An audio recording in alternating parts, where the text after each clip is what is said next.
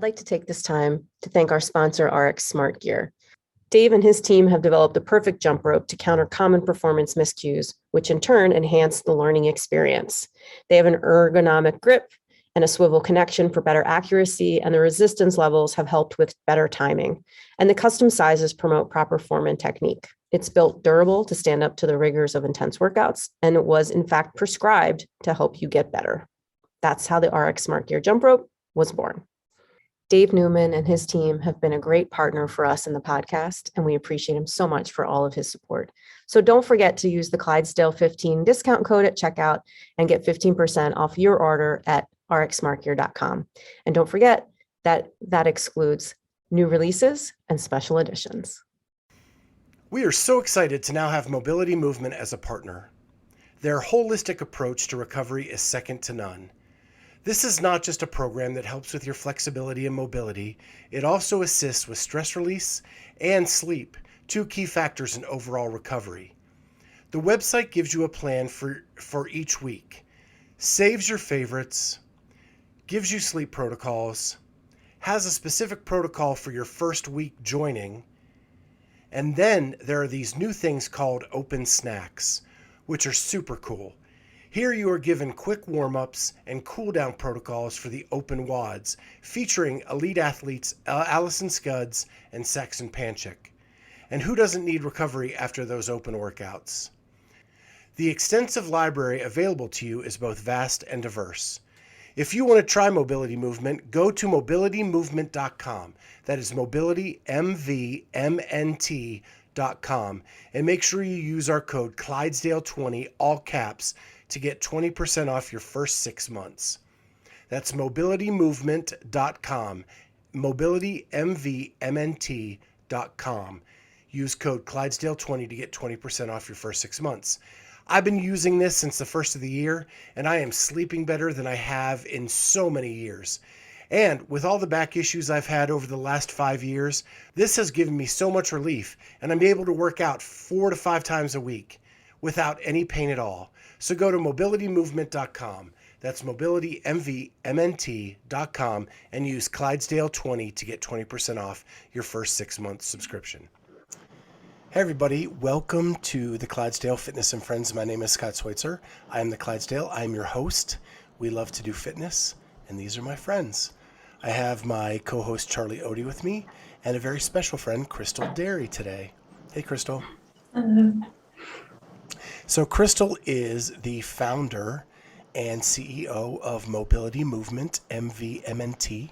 Mm-hmm. I'm getting really good at saying that, by the way.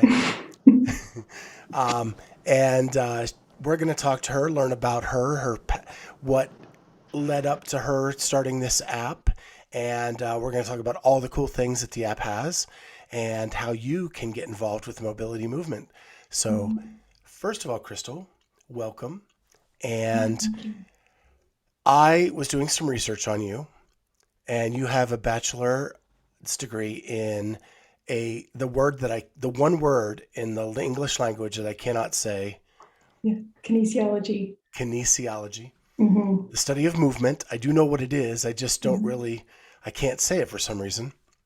It's a tough one. And then I looked at your licenses, and you have like 8,212, I think, if I counted right.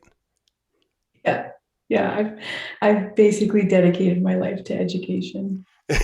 Yeah. So, just to name a few, you are a mobility specialist.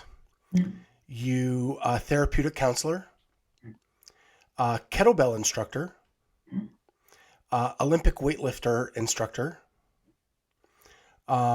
certified personal trainer, yoga instructor, facial stretching. Fascial, yeah. Fascial stretching. Mm-hmm. That makes more sense. Yeah. I was like, What? Yeah, face yoga. Flexible steel instructor. And that's just a handful of them. Just a little bit, There's another 8,000 of them if you want to go check them out on her website. But so what made you want to go into this type of a profession with fitness? It appears like fitness, counseling, mindset, flexibility, mobility? Yeah, so I'm from a young age, like I loved movement. My two favorite subjects in elementary school were art and gym class. And so I've always been really creative and loved movement. I wanted to be a professional soccer player as a teenager, but I got injured playing soccer, and it required me to have reconstructive knee surgery that also required a lot of rehab after. And it was actually working with my physiotherapist and just kind of being really engaged with that process of how much knowledge he had about the human body and how it works and how to get stronger. And I was just like, I really want to, like, I'm super interested in what he's doing and how can I get involved in that. And that's what kind of set me in the direction of getting a kinesiology degree. So I specialized in exercise physiology, sports psychology, and I did a research study like when I was in university for how to prevent knee injuries in adolescent females. Because I mean, literally mine. And I really I was going down the road to becoming a physiotherapist. Like that was my initial intention. But then I actually realized along that road that doing acute care was not as important to me as doing preventative care. And that's when I really started to lean towards strength and conditioning, the mobility realm, flexibility yoga. And my parents were these lovely people that were formerly athletes, but had maybe lived a sedentary life. And I could kind of see how their bodies were changing over time. And I was like, what could I do to help these people, to help people like me, to help younger people? And that's when I really just kind of dove into all things movement. Then I became a CrossFit instructor. So I started coaching full time at a CrossFit gym, which, like, I don't know. I mean, you guys have experience in that realm. You drink the Kool-Aid and it's like, this is the best thing ever. But the thing that I noticed the most was there's this huge gap of like so much knowledge about how to do the movements, so much knowledge about how to get better at CrossFit. But there was like this just a lot missing in this other aspect that I had done a lot of study and education on. And that's how I kind of started running mobility classes at my gym. And eventually we kind of led into the creation of movement. But yeah, it's kind of like a longer history, I guess you could say. So did you grow up in Saskatchewan? And I just love saying that word. So I know. I did. Yeah, I grew up in Saskatoon, Saskatchewan. I have there's six siblings, there's six of us, and we all went to the same high school and graduated from the same university. So I'm like, my parents did a pretty like decent job with us. So yeah. So were you close with your siblings? Yeah, we have a pretty close knit family, and most of us still live in Saskatoon, and so I see them on a regular basis. And the one that doesn't live in Saskatoon, we visit them often. Like family is really important. We still have like Sunday suppers as often as we can, or as often as my mom can organize. Yeah. And so you all went to the same university. Did you acknowledge each other there, or were you like, I don't know that person? Well, we were all about 2 years apart, and we all went in very different disciplines.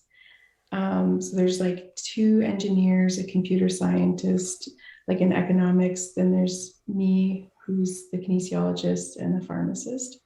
So like very different disciplines, kind of didn't really even see each other because we're all in different colleges. And yeah, but I don't know. I'm just trying to think. I definitely did a stats class with my brother, but that's the only thing I can think of. Yeah. And you said your parents were athletes. What kind of Mhm. athletes were they? So both of my parents, I would say, were in like running, track and field. But they are, my mother was also a dancer, And when, like, my parents were high school sweethearts, and my dad actually did jazz with my mom. So they have some like really cute photos of them doing dance together. But yeah, my dad was as a track and field and hurdler sprinter. So we all got pretty good running genes. Yeah. I didn't get any of those. But so then you study all this stuff. You said you Mhm. became a CrossFit instructor, but you're Mhm. also a therapist. Mhm. So and I noticed that like one of the techniques that you use is called walk and talk, Mhm. and that there's advantages to movement during therapy. Mhm. And so do you want to explain that a little bit? Absolutely.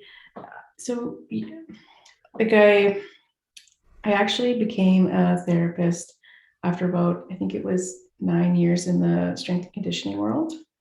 I worked one on one with a lot of people, and I don't, I don't know if this has ever been your guys' experience when you're working with a coach or someone close.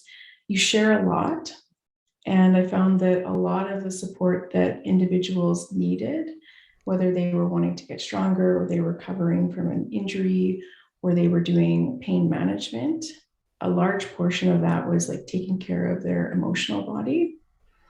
And movement is a really great catalyst for helping with that stuff. But I didn't have enough knowledge in the therapeutic realm. So that's when I got educated.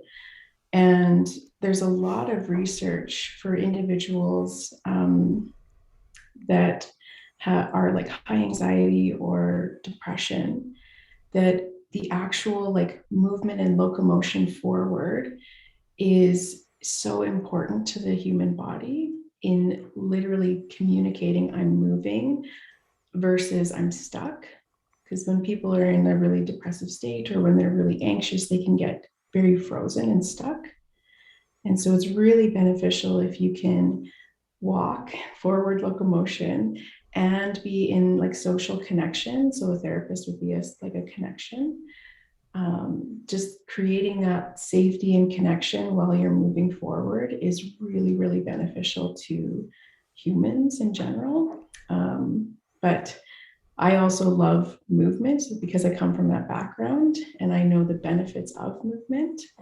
So I wanted to integrate it into the therapeutic work that I was doing as well.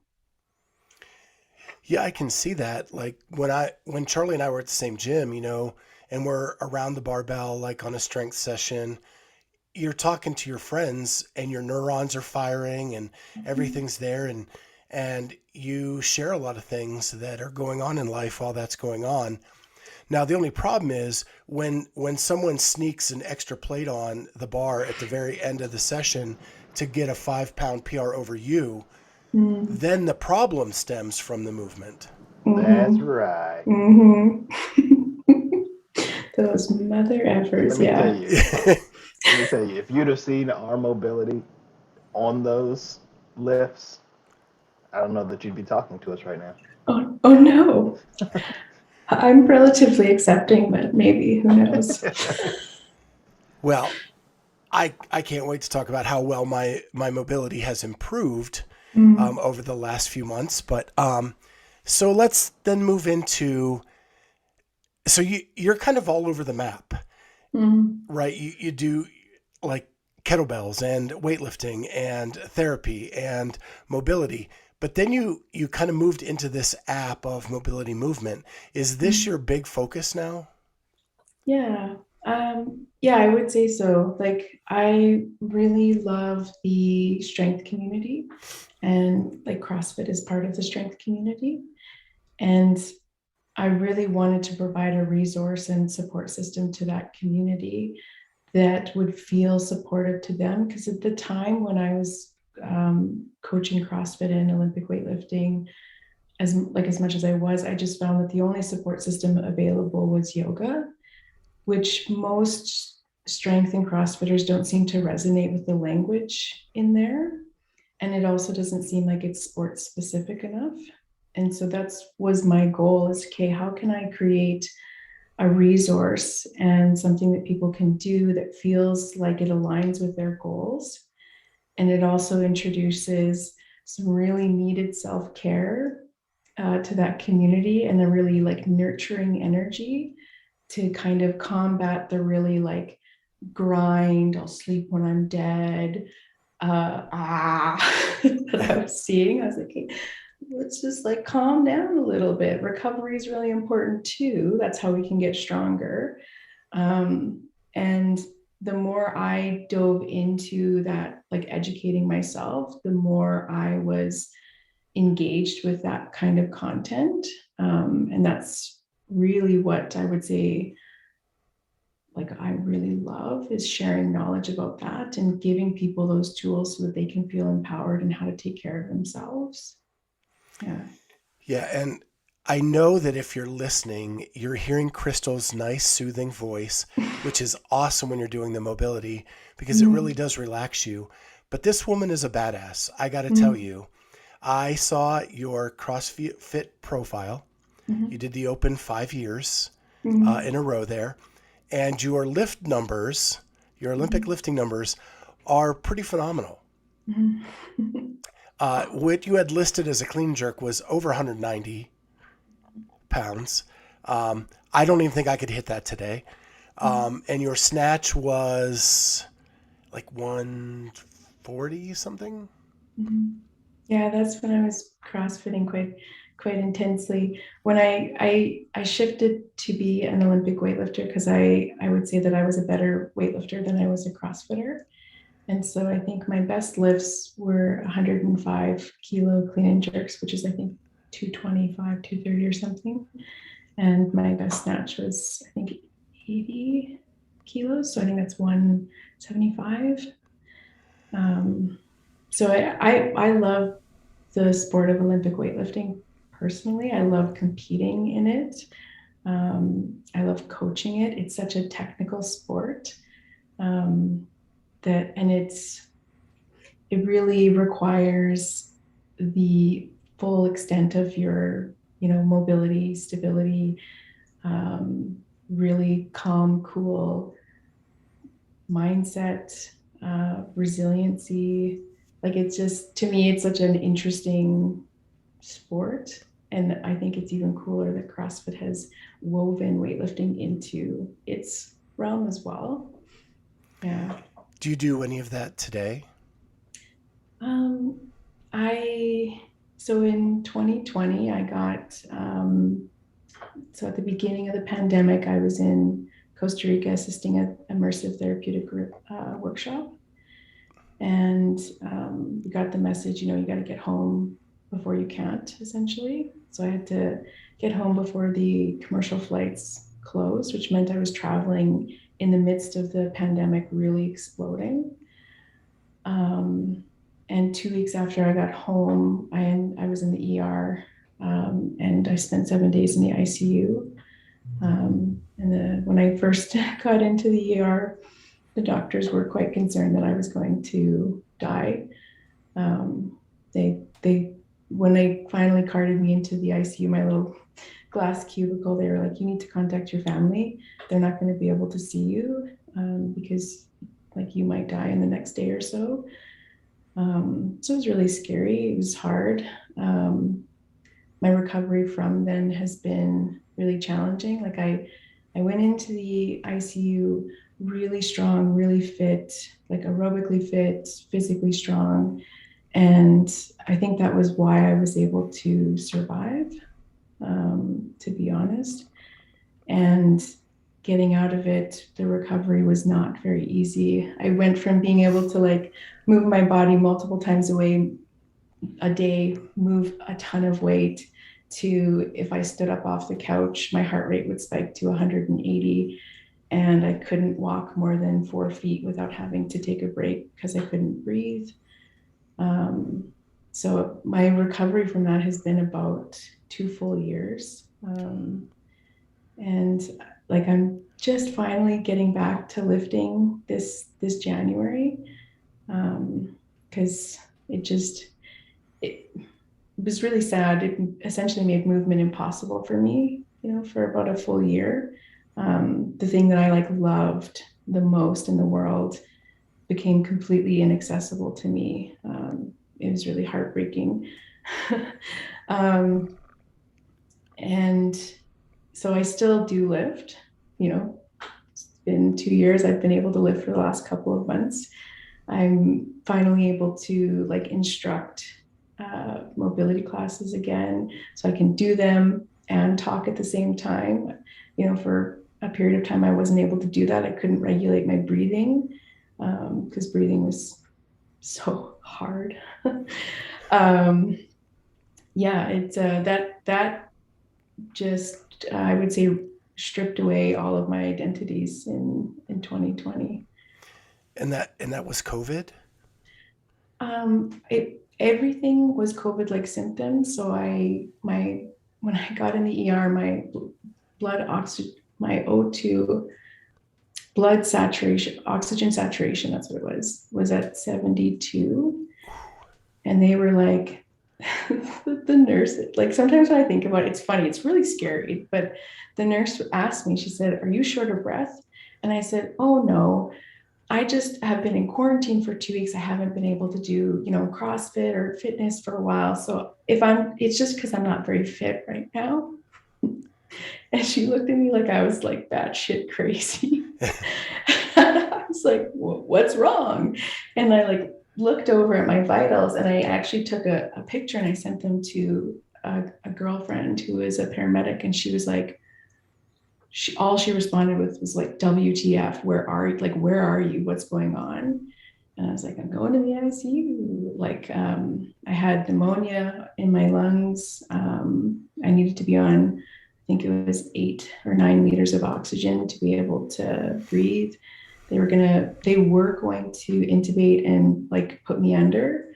But because I was like somewhat lucid, they decided to just put me on a CPAP machine. And try to like, because they basically would come in every day and say, "Crystal, are you doing your breathing exercises?" And I'd explain to them that breathing was really hard, and they'd be like, "You have to breathe or we're going to have to put you into a coma." And I was just like, crying and like, "You don't understand how hard this is." So I never got tested, like I never tested positive for COVID though. So I had 3 infectious disease doctors working on me, and it was scary. Like I think at that point, because they were seeing like COVID patients in the ICU, and I was in a little COVID quarantine space. But I was like the youngest person that they had probably seen with pandemic like symptoms. And so they were scared. I was scared. It was weird. And I don't know if it just, I never tested positive. They tested me, I think 4 times a day, trying to figure out what was wrong with me. They literally tested me for everything under the sun. It was crazy. But So I think that's a sorry, great one. I'm so glad that you're better now and that you're doing much better. So 2 years of physical recovery. What was the mental recovery like? It was really, really hard because I had used movement and strength training along with other therapeutic techniques as my main, like, this is how I deal with stuff. If I was having a hard day, I would go and lift at the gym, or if I was needing to get some stress off, I would go for a run. And those things became inaccessible. And so dealing with some of the emotional hardships that came along was really tough, because I basically got to like sit with my own thoughts and all of my feelings, because there was a lot of grief. Losing access to all of those things was grieving the loss of the identity of being able to move and be fit and lift and be able to create content for the membership. I think was the most heartbreaking for me, because I had really was on this like really big mission to create this incredible resource, and then it just was halted. And luckily at that point in the business, I had created a relatively large library, and I had people in place that were helping the company that, it didn't collapse in on itself, thankfully. And I was really worried that it would, because I was such a big part of it. I had some really good support systems. Like I had my therapist who I saw regularly. I had my parents, like they were a big support system. I had some really key friends. But it was in the pandemic. And so I was in lockdown for a large portion of it by myself. So that's when I really started like really diving into nervous system regulation, because with my knowledge and background, I knew that whatever was going on in my heart was likely something to do with my nervous system. And when I was in the ICU, I didn't see daylight for about 5 full days. And so like my circadian rhythm was super messed up. My body had tried to die twice. So it was like, we're in like complete fight or flight constantly. And I was just like, what do I need to do from a physiological perspective that's going to help support this recovery?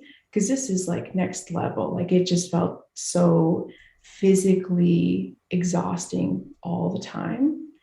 And that's when I pulled up some of my old knowledge about like the vagus nerve, because I did a handful of classes of anatomy and cell biology. And then I started just really investigating that approach and how it aligned with like movement, the therapeutic approach that I used as a therapist, and then the vagus nerve stuff that helps to re-engage the nervous system that's needed to be able to recover. So had some really good support systems. And then I started diving into, of course, educating myself on something new. And it took a lot of like patience and compassion. Compassion, I would say, was probably one of the key things in my recovery. Yeah, because I think the pandemic hit us all, right? In ways, lockdown alone was tough on me. Yeah. Yeah. That's when I hit my deepest depression, and why I see therapists today. But Yeah. I love that you dove into more education and research and learning. Is that something that relaxes you when you can like dive into a subject and just learn as much as you can about it? Oh, absolutely. Um, I will take very special interests in certain subject matter and just learn absolutely everything about it that I possibly can. And that seemed like the only thing that I could do. You know, I couldn't move my body. I couldn't see friends. So I was like, okay, let's just shove information in here. Yeah, it was helpful. It was something for me to do, something for me to be engaged with, for sure. Yeah. So pre-pandemic, what did you do to relax? Like to get away from your job type stuff, what did you do to relax and have fun? So like I said, as a child, I loved my two favorite subjects were art and gym. So I love art. I paint and draw. That's my, I would say that would be like my, where I would go to be fully present, I guess. Like, you know, some people will meditate in a seated position, or they'll use movement for meditation, which I do as well. I use painting and drawing as a meditative process personally. I find it to be really fulfilling. And it allows me to have a creative outlet, which is really like I would say stimulating for my mind, but also gives my hand something to do. And I would say that that's something that I really love to do is paint and draw. Did you do any of that post-pandemic? I definitely tried to, but so when I paint, I'm usually painting standing with an easel on a relatively large scale canvas. Wasn't able to do that because surprisingly, holding a brush painting takes a lot of effort that I didn't realize it did at the time, like before. So I got into a different medium, which is alcohol inks, really gentle, very forgiving medium. It's really beautiful things that you can create with it, very abstract. So yeah, I did do some stuff, but it, I can't even, it's hard to sometimes think back just how crippling the illness was for me. Yeah. Yeah, you said alcohol inks. Mm-hmm. Because I thought you said alcoholings, which is what a lot of people got into during the pandemic. Yeah, no, inks. Yeah, inks. Inks. Yeah, I could show you. No, so you use like isopropyl alcohol. So like the 90% alcohol is like the medium, and you have these little inks that will um, move around in really unique ways on specific paper. Yeah, I don't know. But again, I took a special interest in them, learned way too much information, and started creating. Mm-hmm. Yeah, I love art. It's something I learned that even when I was in the business world, like I had to have a doodle space in meetings just to keep my mind active. Mm-hmm. And so that's how I get through meetings and can pay attention. People Mm-hmm. think you're not paying attention, but it actually makes me more alert Yes. to do that. But well, that's really cool. So let's talk about mobility movement. Mm-hmm. When did you start the company? So I would say in 2016 is when I started like conceptualizing it. It came to life in 2018, and then it really, I would say, or 2017, and then in 2018 is when it really started to like make some movement. um, and then 2019 was a really good year. We did some really exciting things. We were sponsoring some Canadian competitions. We're like really great traction. We had a few new athletes come into the movement space. It was super exciting. Our library and our app was growing. Like we actually launched our app in 2019. Like that was when our app launched versus just our website. So it was really like lots of really exciting things were happening in 2019. And it was like full force ahead. Let's do this. And then, yeah, the pandemic hit and it was like more. Yeah, that Yeah. did that a lot. That happened to a lot of us. So what? So when you first launched the app Mm-hmm. to where it is today, Mm-hmm. how different is it? Oh my God, it's so different. If I think back to the first like the first look of the website that we had when we first launched Movement without having an app, it was it feels like a 90s website compared to like a website now in 2020. It grew so fast, and anyone that works in like the tech industry knows like how fast things evolve within a couple of months and how quickly platforms will change and adapt to the demands of the users.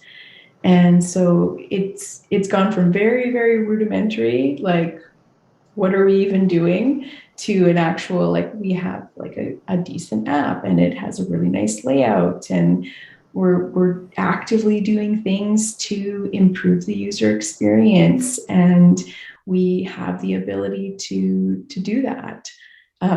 So it just, to me, it's like two different products from day one to today, which I'm really happy about because we're allowing that evolution to happen, which is really important to me.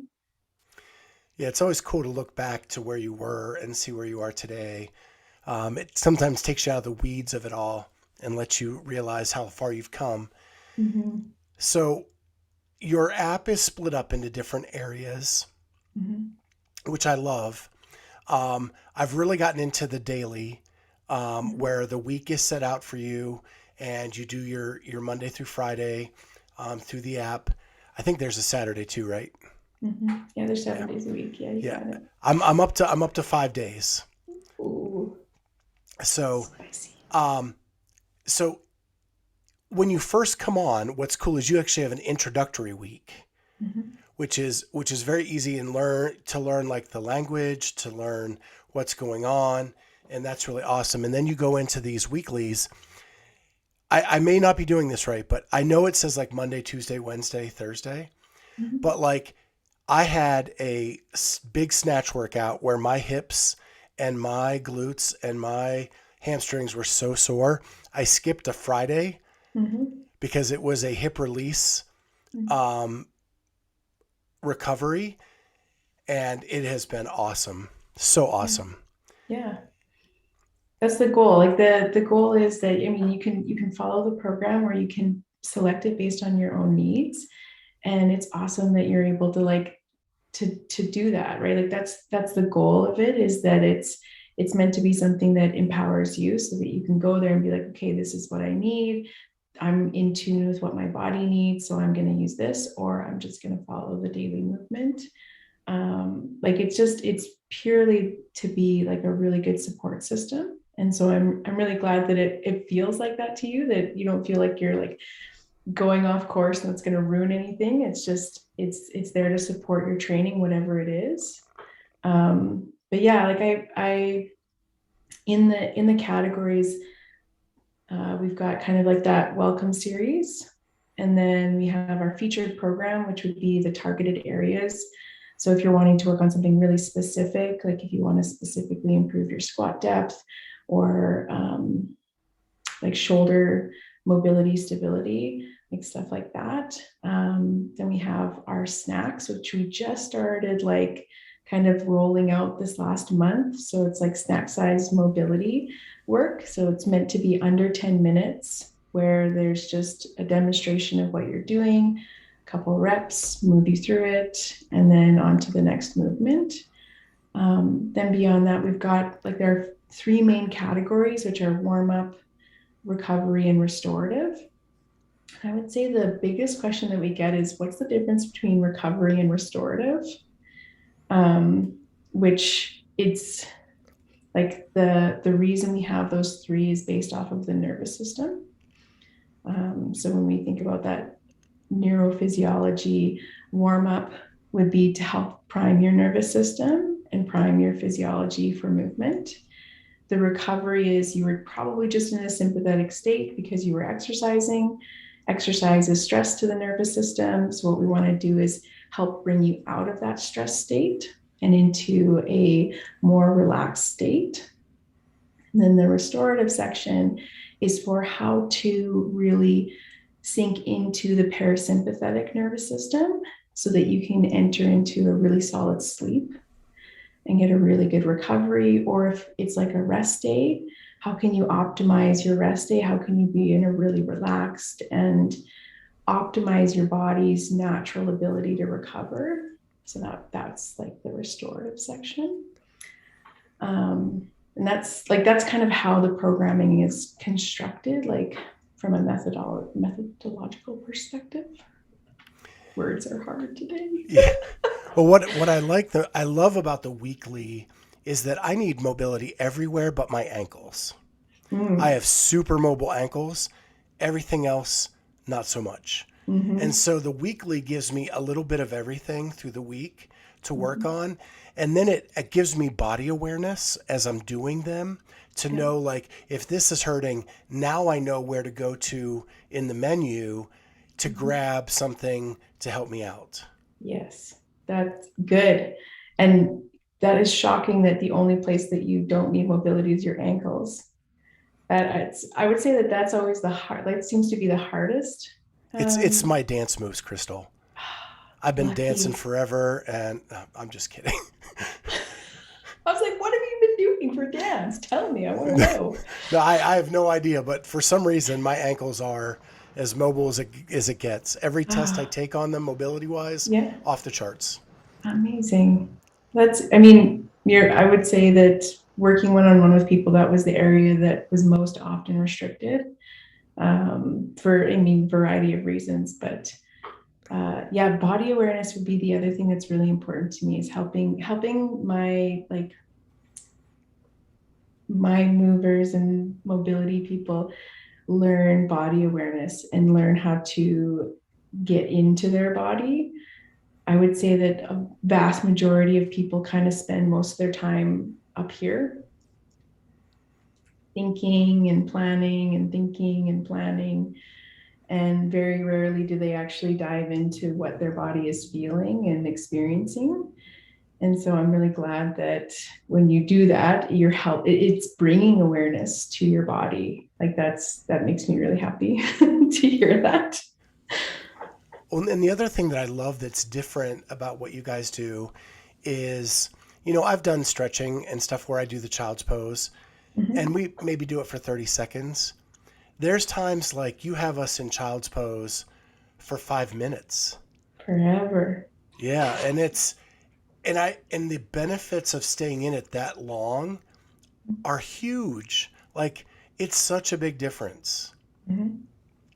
Yeah, Um, and sorry, go ahead. practically, like Mhm. in the gym, I'm doing things that I have never done in a CrossFit gym. And I started in 2011. Like, when I get in the front rack now, the bar touches my chest.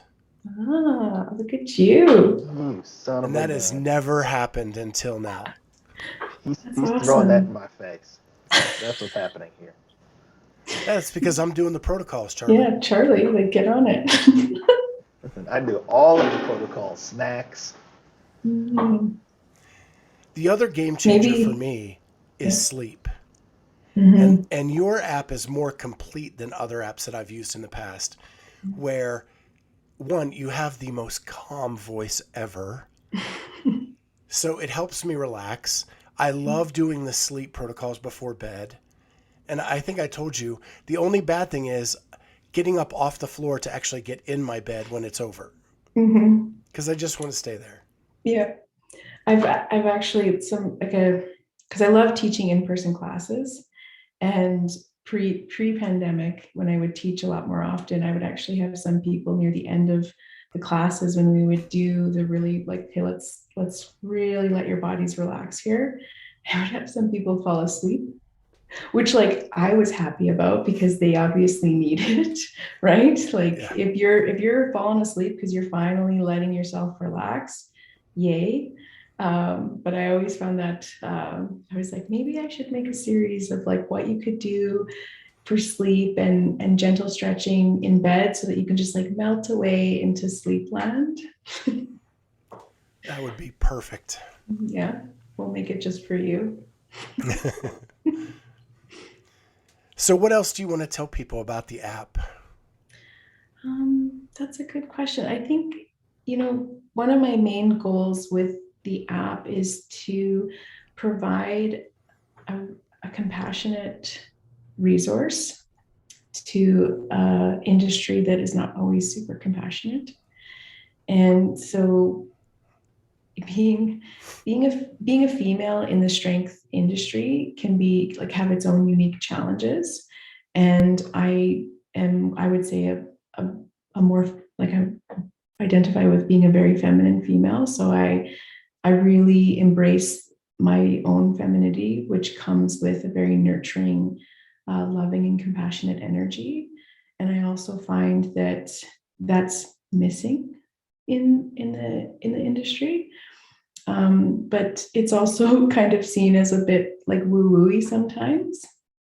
And so my goal is to help people see that having compassion can make you a more resilient, and whole individual. It can help you reach your fitness goals. It can help you reach your mobility goals. It can help you perform better, and it can help you recover better. But that, self-hatred and beating up on yourself is not the way that you get there, but it's often what's taught, you know? helping people lean into feeling into their bodies, building body awareness, building emotional awareness of your emotional experience. Again, it helps to build resilience. If you're more familiar with your own internal emotional landscape and feeling landscape, you're going to be way more in tune with knowing when your body needs to rest. You're going to be able to avoid injuries a lot easier, because if you know that your body feels like a big bag of garbage, going and doing a max deadlift, probably not the best idea, you know? And because like the injuries happen not because it's like I moved improperly that one time, it's that over time you're not recovering the tissue, or you're not recovering as an individual, or you have too many stressors like hitting the body, that tissue just exceeded its capacity in that moment. So again, the goal is like the more compassionate and resilient the individual can be, that means their long-term athletic development or long-term fitness development is going to have a lot more longevity than someone who's lacking compassion and wants that really instant gratification. That's often how I see people leaving the fitness industry, is they want to get better immediately, and then they get injured, and it's devastating. Like injuries are the worst thing ever. I'm sure, like, yeah, you guys know, because I'm like, Scott, you had a back injury, right? Yep. And you had surgery for it, and that's like it can change your whole life, right? And the goal is to be able to A, prevent that from happening, or B, help people through injuries with compassion and gentleness, because it's such a challenging thing mentally and emotionally, but also physically. If you're injured, like I'm sure you know, like if you're experiencing pain 24/7, it is like the quality of your life is hugely impacted. So that's like, I think would be my like main mission with movement, is wanting to help bring a compassionate, holistic self-care and mobility routines to the strength and fitness community. You know. Yeah, I like that a lot, because the fitness industry is full of suck it up, no pain, no gain, Mm-hmm. and pushing athletes, right? Like try to motivate them to do more. And I'm at a new gym where they don't do that. If you come in and you say, I don't feel good, they're like, hey, hop on the bike. Just move today. Don't worry about doing anything. And it's really changed my outlook on what my fitness should look like in combination with this. And so I really appreciate that a lot. Yeah, I really appreciate that you're at a gym that they can have that perspective. Like that is such a crucial perspective for even your own development, that you have compassionate coaches around you. Because when I was a CrossFit athlete, I wanted to do what my coaches were doing. And so the attitudes and the behaviors that they were adopting, I was like, okay, that's how I get to be where they are. And so having people like that around you it's so important. Like that makes me really happy that you have people that will encourage you to be kind and compassionate to yourself if you're not feeling it. Yeah. So what are the future plans for mobility movement? So, the last 2 years were real hard. In 2019, lots of really exciting things were happening. And since 2020, I've been doing my best to recover so that I could get back and engaged in creating content for the members area. And so I'm finally getting back to that place, and our company is doing really well. And so we're kind of, I would say the last 2 years have really been like a pause and rebuild, which I feel like everyone in the world experienced that as well. And I'm just with what I went through in 2020 to 2021, like with my own illness and recovery, I really have kind of, would say, doubled down on that compassionate approach to self-care, and want to integrate more into the members area, to do with like nervous system regulation, and expanding the self-care practices that we have, as well as creating content with our athletes and ambassadors. Like that's something that I love doing. And now that we can travel and be re-engaged with them, like that's kind of the hope. And then being like seeing people in person, like I would love to be at events again and running in-person classes, because that's, I really love seeing people in person and helping them and speaking with them and being part of that guided process. But yeah, I would say the app is, our main focus is really building out some more content that just furthers the mission of wanting to support that compassionate perspective. And support my strength athletes, right? Like my strong fitness friends. That's kind of what I refer to them as, right? Because you don't have to be like an athlete or competing to be a strong fitness friend, right? And I want to support those people. So speaking of strong fitness friends, two of your athletes that are sponsored by you are very good friends of the show, and that is Saxon Panchek and Allison Scudds. Yeah. Both Ohio natives, where we live here. Why were they the right match? I mean, I can guess because I know them both. I know you. Why were they the right match?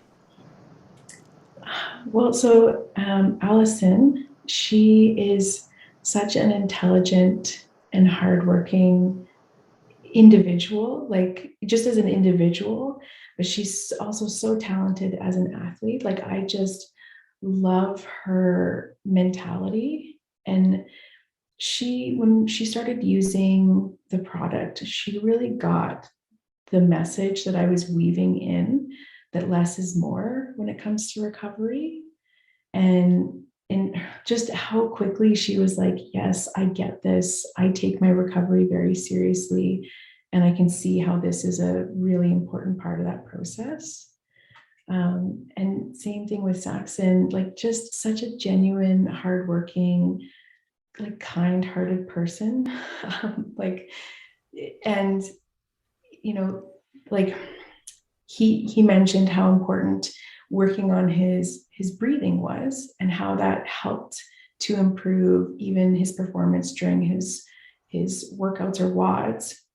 And we talk a lot about breathing throughout the sequences, because regulating our breath through stretching and mobility work again helps to build that resiliency, so that you can regulate your breath when you're stressed or when you're exercised.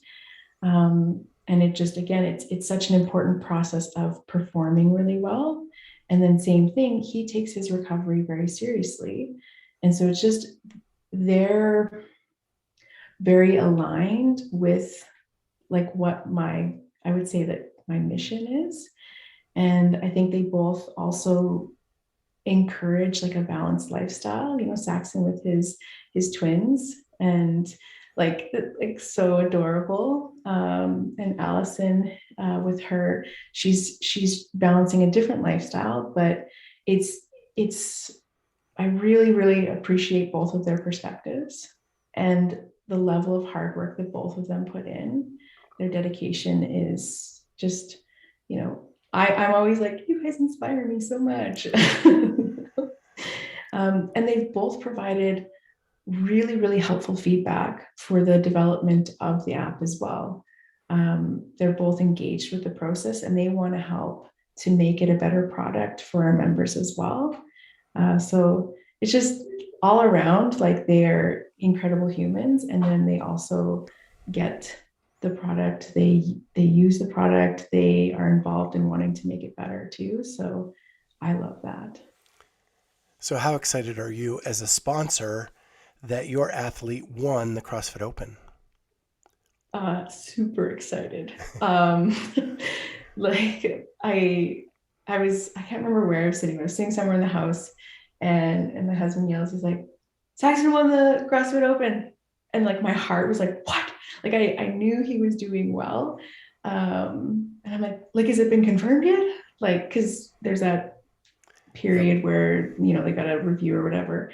And he's like, no, he's like, but I'm pretty sure he won. And I was like, yeah, me too. But he's so hardworking, and he's just like kind of just been putting his head down and just like go, go, go. Like it's been awesome to watch his development over the last 3.5 or so years.